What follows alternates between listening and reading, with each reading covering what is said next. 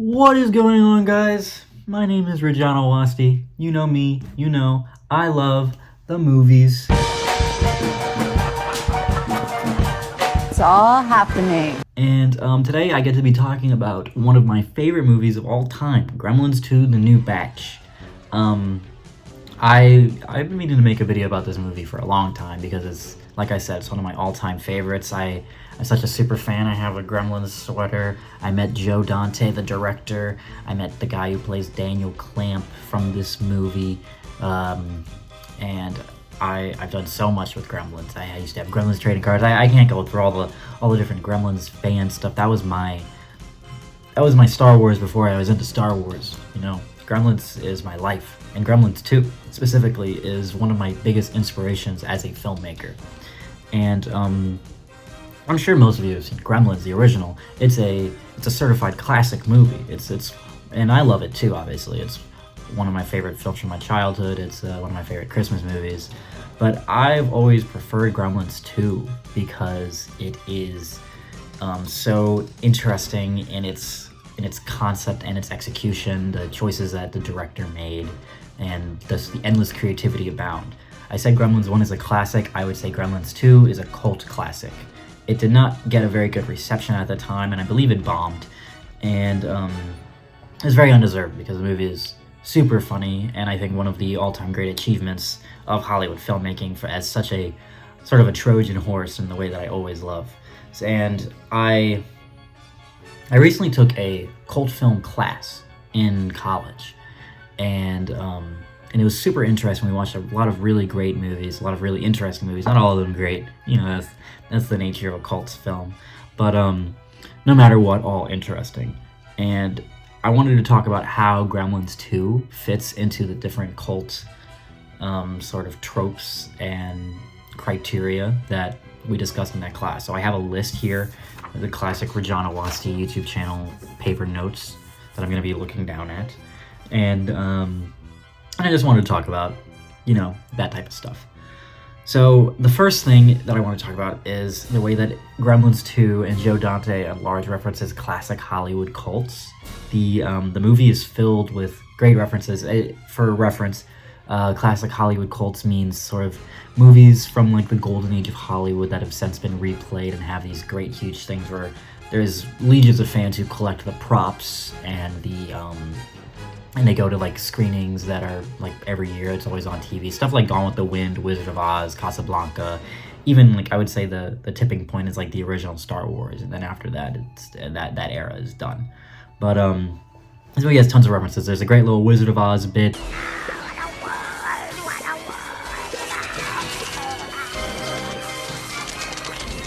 They do Snow White and the Seven Dwarfs, like in the first film. They refuse to show the rest of the film. All they want to see is Snow White, the Seven Dwarfs. There's a famous, awesome Bubsy Berkeley style musical number of New York, New York. This movie feels like Joe Dante grew up with those classic Hollywood things. The biggest one being Looney Tunes, which obviously is evergreen. Everybody loves Looney Tunes, but it did start in that 1930s to 1950s little era, and that is what Joe Dante is riffing on. It starts with a little Looney Tunes short. There's a gremlin who is based on Daffy Duck, and the whole thing has a great Looney Tunes feel. It feels like a live action cartoon. It makes sense that Joe Dante was tapped to direct Looney Tunes back in action a couple years later. At lunch, everybody! Next up, I wanted to talk about sort of its transgressive nature. The movie kind of effectively works as a parody of the first film in an awesome way. And it's the type of thing where Joe Dante didn't want to make a second one, but they forced him to. They were like, well, we're gonna make it without you. And he was like, okay, fine, I'll do it, but I had to do it my own way. There's a really great oral history of Gremlins 2 that you can read the whole idea, like all these different things, all the different production stuff that went into that. But it was a very interesting production. It's very rare for a director to have that level of creative control, and he basically did whatever he wanted. The movie is a great transgressive, especially for the for the tail end of the 1980s and the Reagan-Bush era. It's really political in that sense. The main villain, if you will, isn't even really a villain, but he's Daniel Clamp is a parody, obviously, of Donald Trump mixed with Ted Turner. And the whole thing takes place in this big New York building that's completely technological to do stuff about that. The Clamp Center is the most advanced smart building in America with the latest in security, communications, and climate control. Now, the center is just one part of Mr. Clamp's round-the-world business network, which includes construction, sports, finance, and, of course, a popular line of jams and jellies. There's a scene where Leonard Maltin, who's a critic who did not like the first Gremlins movie, is giving a review of Gremlins, and he's killed by the Gremlins. Ego is so desperate for entertainment, this kind of trash has for fun. Whoa, wait a minute! This is kidding! Ow! A 10! It's a 10! And then in terms of camp, which has a lot of different definitions, but you can think of it best in sort of the film Pink Flamingos, of that sort of silly style, doesn't take itself too seriously, filled with, you know, strange things, and a sort of a so bad it's good nature. Actually, I recently flew next to the Chipettes, and they were ladies. Hey, don't judge me. I saw Pink Flamingos. I don't think this movie is so bad it's good. I think it's so good it's good, but it definitely, the same way that it harps on Wizard of Oz and Casablanca and Phantom of the Opera, it also is going through camp cinemas such as Pink Flamingos. I think the biggest tale of this movie's legacy is the girl gremlin. There's this whole thing in the movie of like, how are you going to expand on Gremlins? There's a lab where there's a bunch of different potions. So all these gremlins take these different experiments, and there's like an electricity gremlin. There's a gremlin that's really brainy. Now, was that civilized? No, clearly not. Fun, but in no sense civilized. And the famous one, like I said, is the female gremlin. And she is super, it's, for lack of a better word, it's camp. It's sweet, beautiful camp. She falls in love with Robert Picardo, but it has all that, which also feels not just like a Pink Flamingos sort of drag show type reference. It also feels very akin to Glenn or Glenda in that way. I think even her name is like Gilda or something. I didn't even, as much as a Gremlins fan as I am, I didn't know that she had like an official name on the merchandise until very recently. I was told that. And obviously it goes into gender. There's all that stuff with the lady gremlin, but also this movie is really great at sending up the sort of 80s feel of it, where I have this great book that my friend Dominic Purdy, the Spirit of the West, gave me. It's a collection of essays, academic essays about Joe Dante, because he's one of my favorite directors, without a doubt.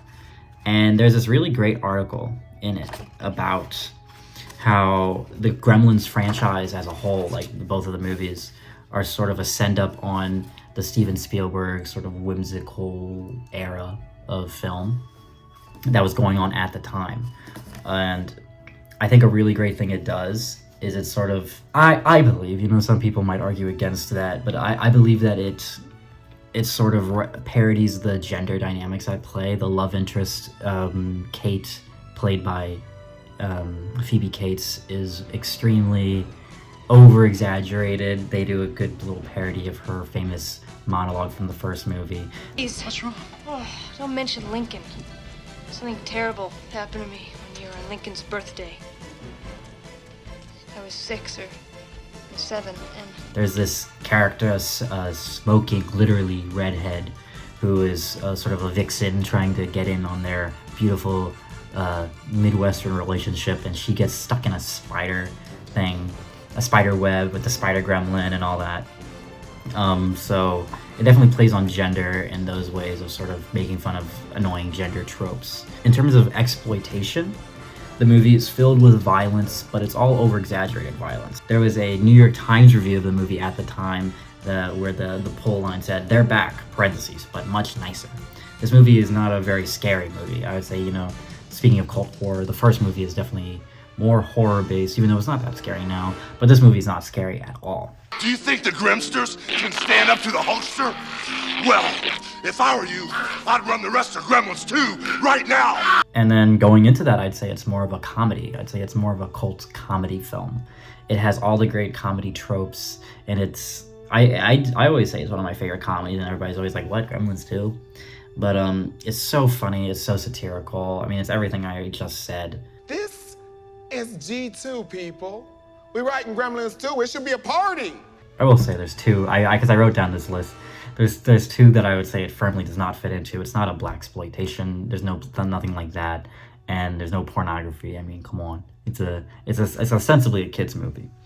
But if you haven't seen this movie and you're like a fan of cult cinema, I would really recommend it because it's super sweet, super fun. It's everything you would want out of a cult film, and it's such a hidden gem.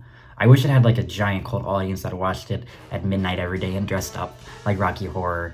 But you know, what are you gonna do? There's not as many freaks as me. But that's all. Just wanted to let you know. So goodbye.